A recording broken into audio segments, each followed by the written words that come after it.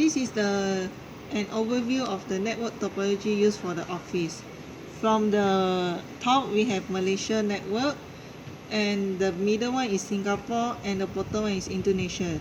In the network topology, there's a computer host connected to switch connected to routers.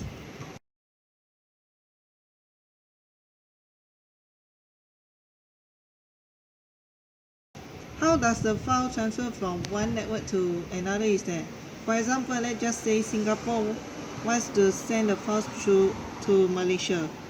The files from the host will travel through the Singapore switch, and the files will travel to the Singapore router. And the Singapore router will detect the path for the Malaysia network. After the path for Malaysia network is detected, the Singapore router will communicate with Malaysia network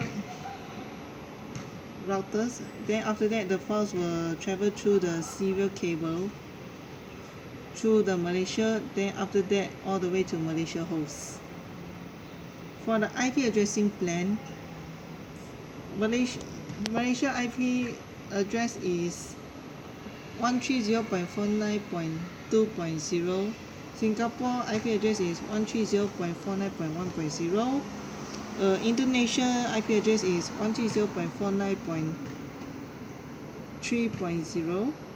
However, for the serial cable, right, we can't use any of the IP address from 130.49.0.0 because it will overlap each other. So we have come up with the IP address of the serial of 2. From Malaysia to Singapore, of the serial IP address will be 10.1.0.0, and the Malaysia and the Indonesia between the Singapore will be 10.2.0.0.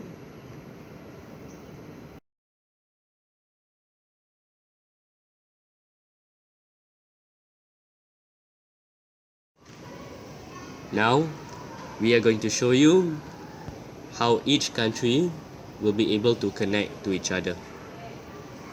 With our connection cables, our switches, and our routers, we have been able to establish a successful connection between all 3 countries.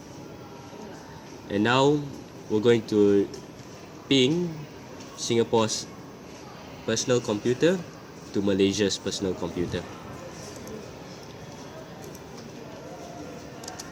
So you can see this is the IP address for the Malaysian PC.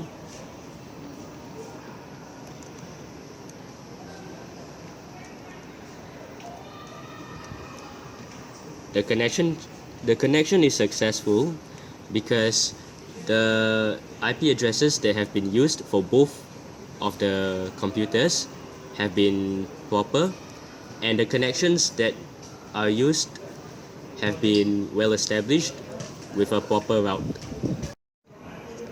And now we are going to show another ping from Singapore's personal computer to Indonesia's personal computer. So now we are using the Indonesian IP address to show a proper connection. Just like the Malaysian personal computer, you can see that the ping is successful because of the same reasons, which are a proper, well-established connection in between, and the right IP addresses are used. And for the final part, we are going to show you how Malaysia's personal computer can connect to Indonesia's personal computer. Unlike the first 2 pings, instead of using Singapore's personal computer, we are now using Malaysia's personal computer. Despite the differences, the connections are still the same. It's just a different country that we're connecting from. With Indonesia's IP address and Malaysia's personal computer, we are able to ping the 2 countries no matter how far they are.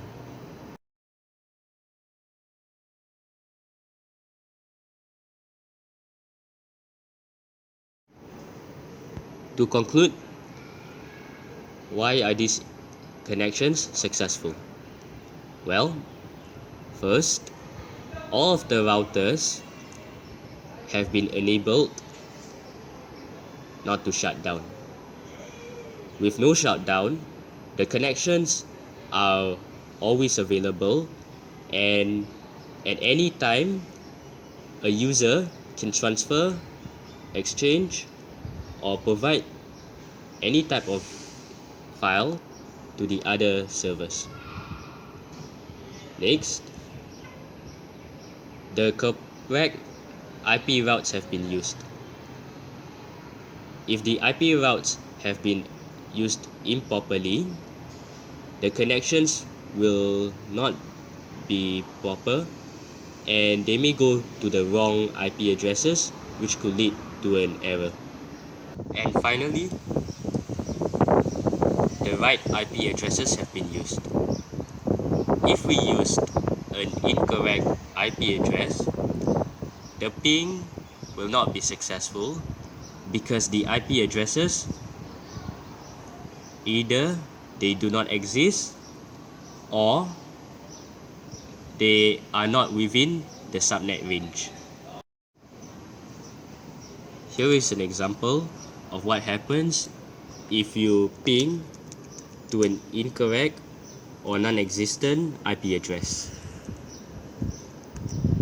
For example, if you're attempting to ping to the Indonesian PC with the wrong IP address, this is what the consequence is.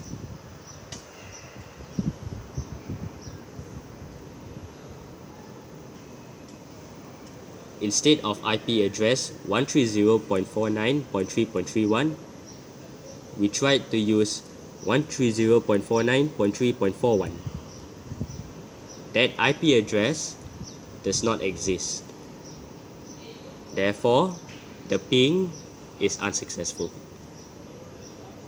And with that, we end our presentation.